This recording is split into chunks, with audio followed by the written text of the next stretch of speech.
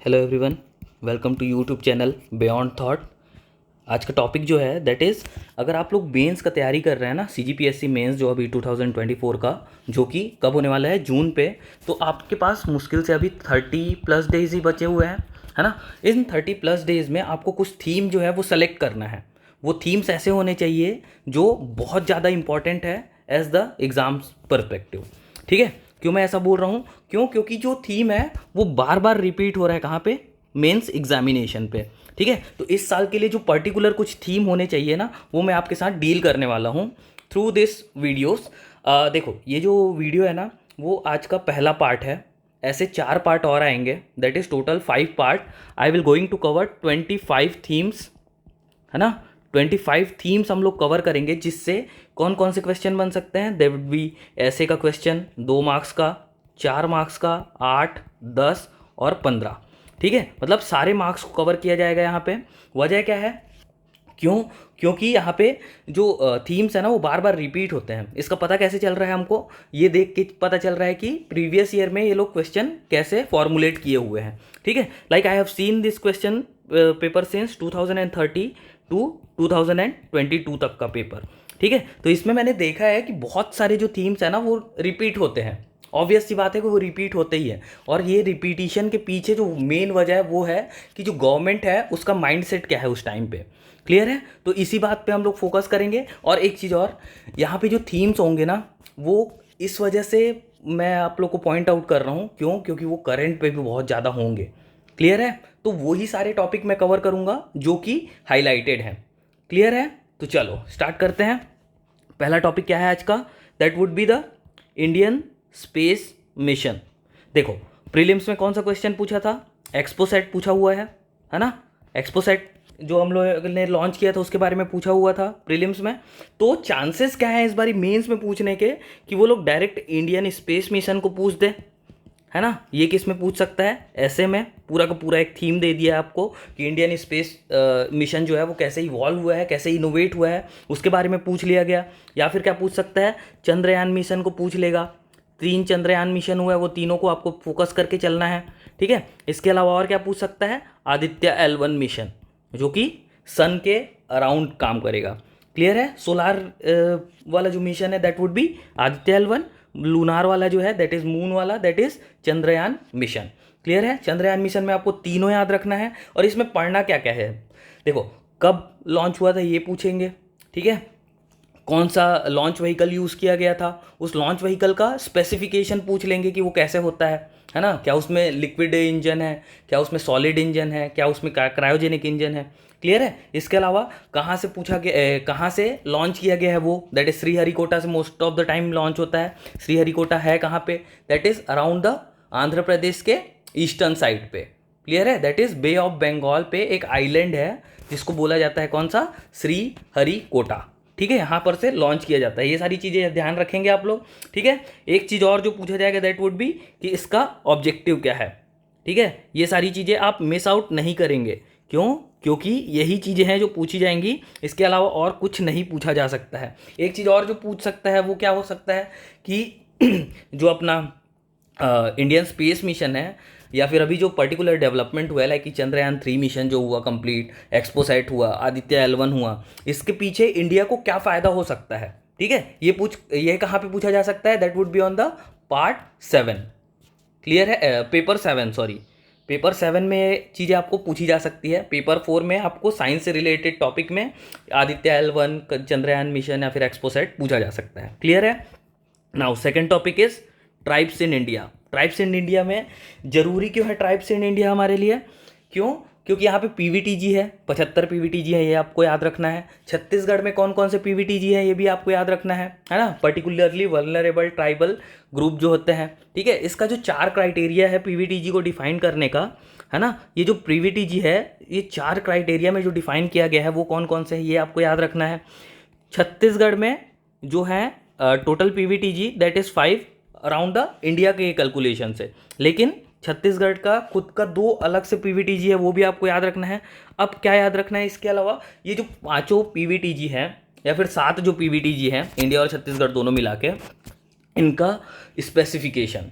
Clear है कि ये कहाँ रहते हैं, क्या खाते हैं, क्या काम करते हैं, इनका मेन ऑक्यूपेशन क्या है ना, इनका पॉपुलेशन कितना है, ये सारी चीज़ें आपको याद में रखनी है। इसके अलावा और क्या याद रखना है, पीवीटीजी से रिलेटेड जो पीएम जनमन लॉन्च हुआ है, ठीक है, पीएम जनमन जो लॉन्च हुआ है ये आपको याद रखना है, कहाँ से लॉन्च हुआ था, ठीक है, क्या पर्पस है इसका, ये सारी चीज़ें पूछ ली जाएंगी, ठीक है। ये कहाँ पे पूछा जाएगा, पीएम जनमन, ये पूछा जाएगा आप लोग को पेपर 7 में, क्लियर है। और इसके अलावा ट्राइबल जो डेवलपमेंट है वो पूछा जाएगा कल्चर के अंदर, ट्राइबल डेवलपमेंट प्रोग्राम जो है वो पूछा जाएगा कहाँ पे, पेपर 7 में, याद रहेगा। इसके अलावा हम लोग पीवीटीजी को या फिर ट्राइब्स हैं उनके इंक्लूज़न के लिए हम लोग क्या काम कर रहे हैं ये भी पूछा जा सकता है, क्लियर है। ऐसे में भी पूछ सकता है पीवीटीजी को डायरेक्टली या फिर ट्राइबल डेवलपमेंट को, क्यों, क्योंकि 2018 में एक क्वेश्चन आया था कि इंडस्ट्री जो डेवलप हो रही है उसके हिसाब से ट्राइबल कम्युनिटी को क्या इम्पैक्ट का सामना करना पड़ रहा है, इसके बारे में पूरा ऐसे पूछ लिया गया था,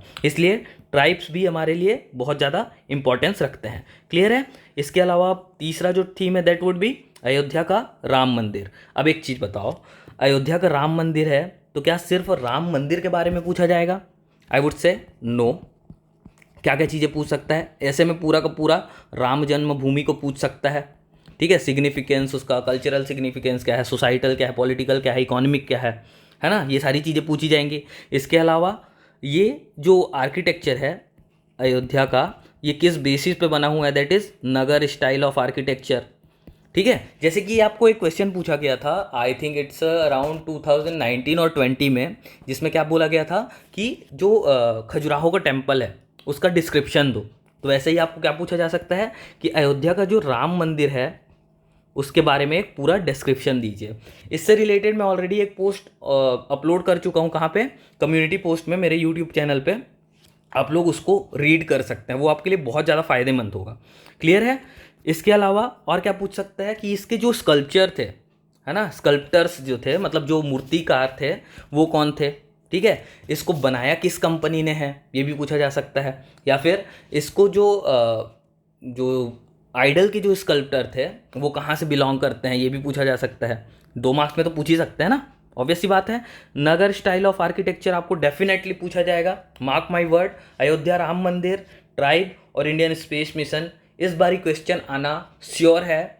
30 नंबर आपको यहाँ से निकल के आ सकते हैं एटलीस्ट, और अगर ऐसे आया तो पर्टिकुलरली ये लोग 50-50 नंबर का एक ऐसे होता है, तो मैं मान के चल रहा हूँ कि इंडियन स्पेस मिशन से एक ऐसे आएगा, है ना, और एक आएगा जो वो है अयोध्या राम मंदिर से, क्लियर है। अब चलो चौथा टॉपिक क्या है, रिन्यूएबल एनर्जी रिसोर्सेज। अब रिन्यूएबल एनर्जी रिसोर्सेज से रिलेटेड क्या क्या चीज़ें हम लोग को याद रखनी है, तो यहाँ पे बायोफ्यूल कौन कौन से होते हैं वो याद रखना है हम लोग को। पहली बात तो ये कि नॉन रिन्यूएबल रिसोर्सेज खुद में क्या होते हैं उसके बारे में याद रखना है। उसके बाद बायोफ्यूल्स जो जनरेट कर रहे हैं वो कौन कौन सी जनरेशन किस से बनाए जाते हैं ये आपको याद रखना है। इसके अलावा रिसेंटली अभी ग्लोबल बायोफ्यूल अलायंस के बारे में बहुत ज़्यादा चर्चा हुई थी, है ना, ग्लोबल बायोफ्यूल अलायंस, क्योंकि ये किसने इंट्रोड्यूस किया है, that would be India itself. कहाँ पे ये इंट्रोड्यूस किया है ये सब आपको पता होना चाहिए, ठीक है। इसके अलावा और क्या क्या टारगेट्स हैं हमारे पास, पंचामृत के बारे में बात किया गया था COP26 में, ठीक है, ग्लासगो में जो हुआ था वहाँ पे पंचामृत इंट्रोड्यूस किया गया था, तो आपको पंचामृत के बारे में पूरा पता होना चाहिए कि 5 जो टारगेट हैं, क्या बोलना चाहिए, CBDR जो है हमारे INDC टारगेट जो है ना, वो हम लोग को कौन कौन से है पंचामृत के अंदर जो 5 टारगेट है, दैट इज़ क्या बोलते हैं, नॉन फॉसिल फ्यूल रिडक्शन के बारे में बात कर रहे हैं हम लोग, सॉरी फॉसिल फ्यूल रिडक्शन के बारे में बात कर रहे हैं हम लोग, नॉन रिन्यूएबल एनर्जी 500 गीगावाट कैसे करना है वो उसके बारे में बात कर रहे हैं हम लोग का, जो न्यूट्रलाइजेशन है या फिर नेट जीरो है वो टारगेट 2070 तक का है उसके बारे में बात करेंगे, क्लियर है। ये सब चीज़ें याद रहनी चाहिए, ये भी पूछा जाएगा। अब जो लास्ट टॉपिक है आज का that would be woman empowerment. अब वुमन एम्पावरमेंट एक थीम है ना खुद में, ऐसा नहीं है कि मैं सिर्फ वुमन एम्पावरमेंट के बारे में बात कर रहा हूँ, तो इससे रिलेटेड क्या क्या चीज़ें पूछी जा सकती हैं।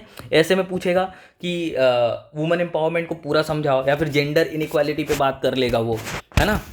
अब जेंडर इनइक्वालिटी पे एक चीज़ ध्यान रखने लायक है कि जो मेल है, फीमेल है, और उसके अलावा एक और जेंडर होता है that would be the third gender, transgender, LGBTQ जिस सेक्शन को हम लोग बोलते हैं, इसके बारे में भी आपको बात करनी पड़ेगी। इसके अलावा वुमन रिजर्वेशन बिल, ठीक है, women reservation act, Mahtari Vandan योजना, मातृवंदन योजना, ये सारी चीज़ें आपको ध्यान में रखनी है। ठीक है, नारी वंदन अधिनियम, है ना, ये सारी चीज़ें आप लोग को ध्यान में रखनी है। इसके अलावा जो एक और चीज़ इससे बन सकता है दैट इज़ कि एंशियंट पीरियड में जहाँ पे विदध थे, है ना, सभा थी, समिति थी, उन सब में वुमन का पार्टिसिपेशन कैसा था। ठीक है, ये सारी चीज़ें पूछी जा सकती है आप लोग को पेपर 3 में। इसके अलावा जो विजयनगर साम्राज्य था उसमें वुमन का कंडीशन कैसा था, ये भी पूछा गया है बहुत बारी, तो ये भी रिपीट होने के चांसेस बहुत ज़्यादा हाई हैं। इसके अलावा कि ऋग्वैदिक पीरियड में जो वुमन का कंडीशन था वो कैसा था।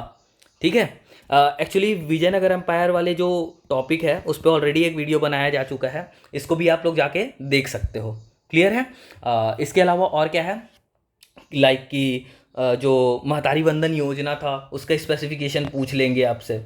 ठीक है, वुमेन रिजर्वेशन एक्ट जो अभी लाया गया है वो कंपल्सन है 33% वुमेन को रिप्रेजेंट करने के लिए। लेकिन हमारे जो पंचायत अधिनियम है ना, पंचायती राज का जो अधिनियम है उसके अंदर ऑलरेडी ये क्राइटेरिया बटा हुआ है वुमेन रिजर्वेशन का। ठीक है, तो ये किस किस आर्टिकल से रिलेटेड है ये भी आप लोग को याद रखनी चाहिए। वो कहाँ पे काम रहेगा आप लोग के पेपर 3 में। ठीक है, ऐसे करके आप लोग पूरा का पूरा एक थीम को होलिस्टिकली प्रिपेयर करेंगे हर एक एंगल से, ना कि सिर्फ उस पर्टिकुलर टॉपिक को देख के। इसीलिए मैं बोल रहा हूँ कि थीम पे फोकस करो ना कि टॉपिक पे। क्लियर है। ऐसे करके अब देखेंगे नेक्स्ट जो वीडियो आएगा, आई थिंक कि वो 1-2 दिन लग सकता है बनाने में। ठीक है, तो उसको भी आप लोग एक बार ही देखेंगे।